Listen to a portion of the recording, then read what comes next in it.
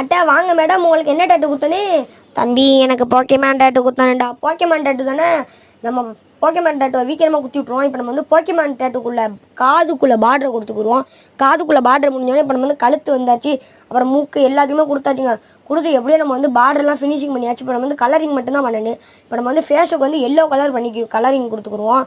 சரச்சரன்னு கொடுக்க ஆரம்பிக்கணுங்க. திடீர்னு இந்த அக்காவுக்கு வலிக்க ஆரம்பிச்சிருச்சோல, கத்த ஆரம்பிச்சிட்டாங்க.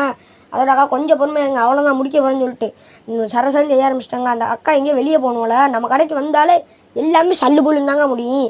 அப்புறம் காதுக்குள்ளே பார்டருக்கு வந்து ரெட் கலர் கொடுக்காம அந்த அக்கா வந்து டிஃப்ரெண்ட்டாக இருக்கட்டுன்னு சொல்லி பர்பிள் கலர் கொடுக்க சொல்லிட்டாங்க.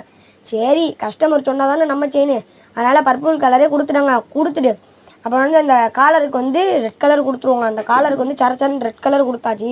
கொடுத்துட்டுப்பா ஸ்ப்ரே எடுத்து அடிச்சிட்டு தொட்டச்சா டேட்டு வேறு லெவலில் இருக்குங்க. நானே ஒழுங்காக வராதுன்னு நினச்சேன், பார்த்தா செம்மையாக வந்துருச்சுங்க. யார் யாருக்கு டேட்டு பிடிக்குமா கமெண்ட்